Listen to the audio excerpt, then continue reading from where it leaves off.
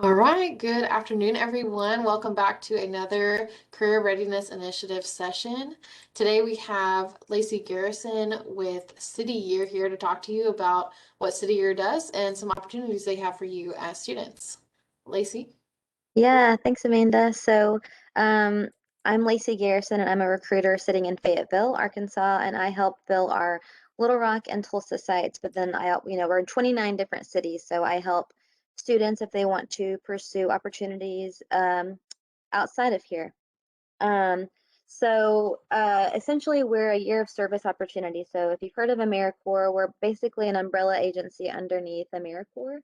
So AmeriCorps is like a federally funded program. They give money to certain nonprofits, and we apply to a grant every single year that we get approved for, and that's how we pay for our AmeriCorps members, which is what I help recruit for. So we have staff positions. Obviously, I'm on our staff, and then we have our AmeriCorps positions. So we recruit about 3 to 4,000 AmeriCorps members every single year to go into public schools to help serve as mentors to students. So we are in third through ninth grade classrooms, and we work as a mentor to students. So not only academically, social emotional attendance, anything that's going to help that student thrive and succeed, that is an AmeriCorps member's job. So we equip Corps members with the skills that they need to be successful in the classroom. So we don't necessarily recruit from a specific background or major.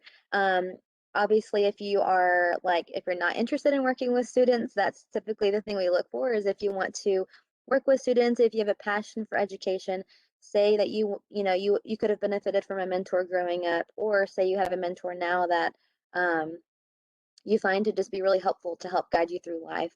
That's sort of what we look for is someone that's interested in those sorts of things. And then all the other parts, we can help train you on working in the classroom, being part of that school community. So we recruit now up until about June, and then our core members start at the very end of July, and they do like a 2 to 4 week training in our office, and then we place you into a specific school within that school district that we're part of.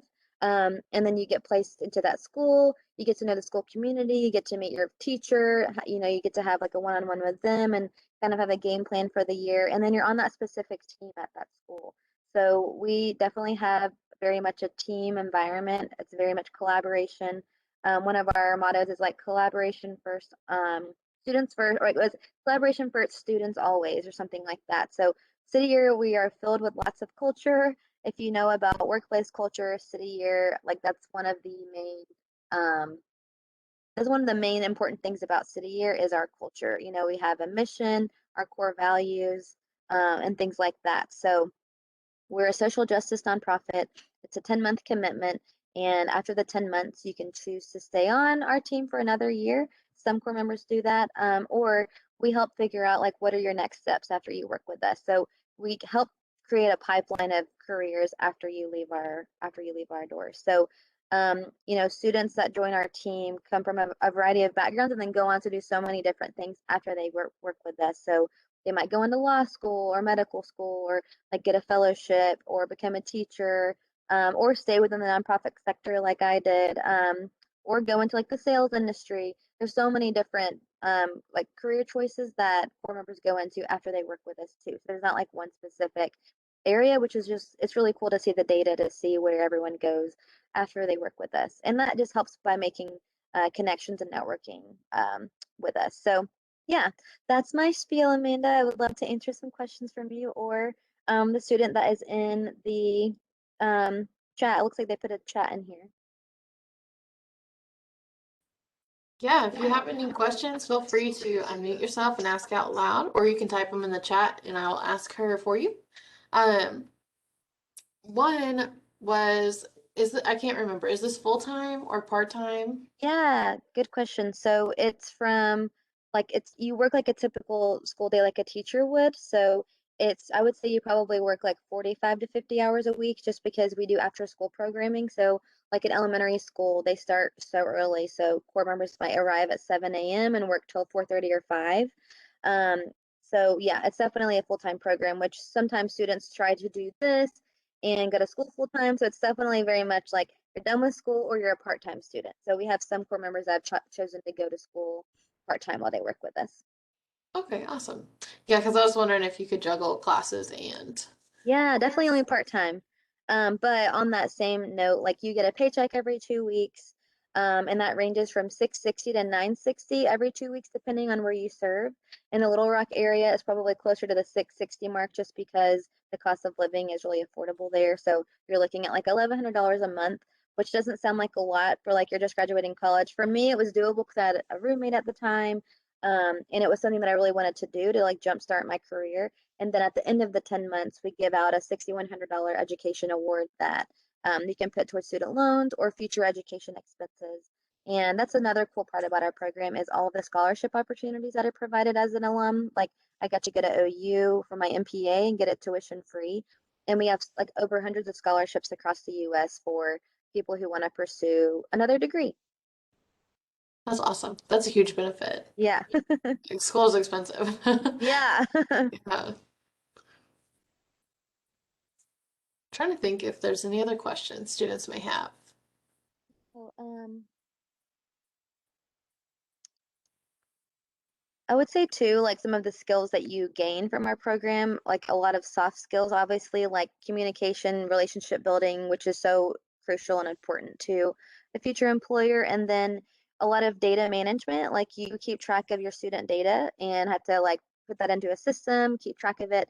Like project management, there's different projects throughout the year that core members will help support on. So you get those skills too. So there's just a lot of transferable skills within the role that you're able to take with you for your next job. And like time management's always one that a lot of core members, whenever I'm interviewing them, they want to get better at that. So helping them figure out their time management skills and how to stay organized and things like that.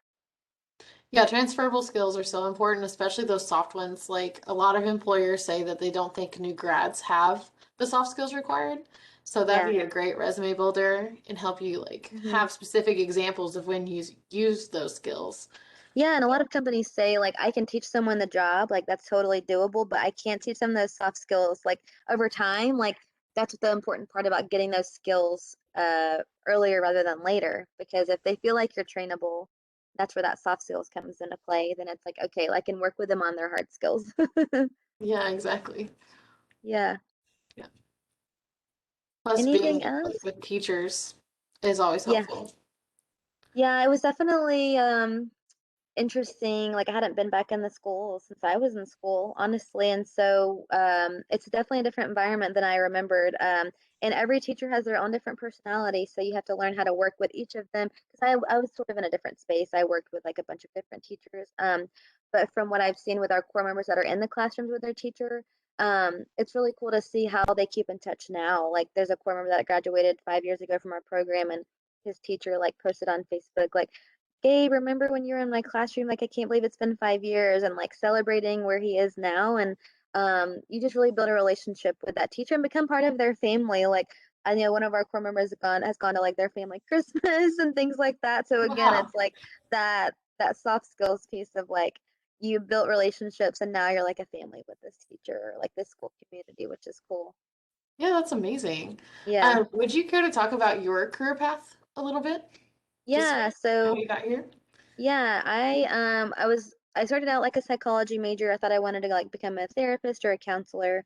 And then I took a religious studies class, intro to religious studies, and I ended up falling in love with the department that I was in. It was really small and the professors were great.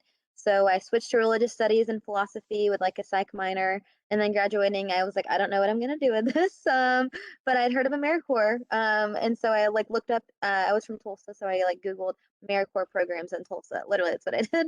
And I found Reading Partners, which is another AmeriCorps organization that works really closely with City Year. And they're a national nonprofit as well. And so I was basically running a reading center at an elementary school. I had 60 students enrolled, like in my own reading center. So my reading center was like in the school, and then students would be pulled out of class, like when their teacher was like during independent work time. Um, Again, like that, those soft skills of working with teachers to figure out a good time to get their students out of class because there were certain teachers that were like, you're not getting them right now, or like, you just had to like learn who you can have some flexibility with. And so students would come to my reading center, and then I managed 120 volunteers that would come in and out of my reading center weekly to work one on one with a student. So The students had to come twice a week for 1 hour, and the volunteer would come in. And sometimes it was the same volunteer twice a week, or it was just one volunteer for 1 hour a week. And then if they weren't able to make it, I would make up the session with the student just because we don't want the student to fall behind. So I did that for a year and I like loved it so much. Like I love my students so much that I wanted to come back second year. So I did 2 years of reading partners at Sequoia Elementary in Tulsa. And then again from that, just networking. Like one of my volunteers was a director at a nonprofit and I was interested in working at their organization and told her I was interested. So I applied and got to work with that organization for a year. And then I worked so much with City Year that when a position opening happened as a community engagement manager, which again, I love working with people. So I was like, community engagement, this sounds like my thing. I applied and I was accepted to that position. And I was in that position until I moved over to recruitment last February. And again, it was sort of like that decision of talking to people, getting to know students, like it's kind of fun to tell my story of like being an AmeriCorps member for a different organization and kind of how it's helped me thrive and helped my career. Um, so yeah, I've been in ever since. And someone on the recruitment team kind of coached me and was like, Lacey, you should come over to the recruitment team.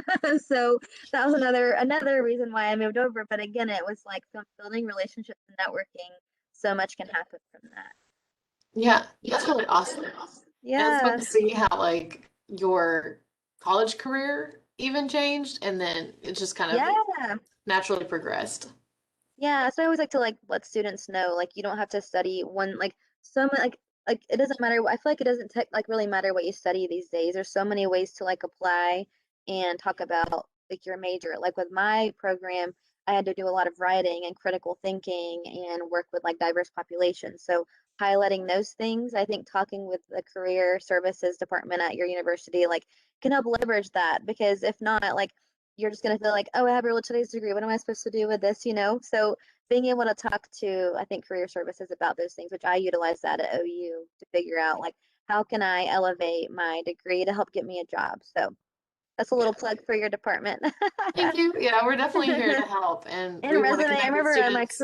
like resume help. Like I remember I reached out to my career department, career services to like help make sure my resume is like what it should look like, and like interview practice is so crucial too. Yeah, definitely. Because I know like interviews can be so scary and Yeah. just doing a pretend one with a Yeah. friendly face can be so helpful to get you prepared. So, Yeah, with those unexpected questions that might arise, I think that's helpful so you're not caught off guard. yeah. I always like to tell students I can make it as easy or as hard as you'd like. Like it can be the best interview ever or it can be the toughest one you've ever had just to get you Yeah, prepared. I love Um, that. yeah, it's fun. So, do you have just a closing piece of advice for our students? A closing piece of advice would be if you're interested in City Year, I mean, they can get you my contact information, but we just had a deadline in March, which is our like students apply the most students apply to our March deadline just because our seniors are getting antsy about their future plans after they graduate. So we have another deadline on April 22nd. So I always tell students just to apply. Because just applying doesn't mean you're like it's a contract, you're locked in the city. You're like you still have to interview, you still have to give us a reference, and then you get to make a decision like any job that calls you with a job offer and choose to make that decision or not. So I always say just keep your options open. Like we had a lot of students when COVID hit, like City Year was like a second option for them, or they ended up doing City Year because they didn't want to do their first year of school virtually. So just always keep your options open and network as much as possible. Like it's and I know it could be hard to network too with COVID going on. But it's so easy for someone to hop on a video and talk to you about your career goals. So don't be afraid to ask people for that. People love talking about themselves, I've learned. So set up meetings with people, especially with people of career backgrounds that you're interested in, and they'll totally be interested in helping you and giving you advice. So yeah. Yeah, definitely. Thank you so much. Miss Hughes, did you have any questions? She said in the chat, Oh, thank fun. you. Yeah, I know you're nursing, so you're probably going to become a nurse, which is very important. But I'm so glad that you were here to come and learn more about City Year and tell people about it if they're interested. Yeah, awesome. Well, thank you so much, Lacey. We're happy to have you and hope to see you again. I think our education fair or our education CRI will be perfect for you as well. Yeah, Yeah. thank you, Amanda. Thank you.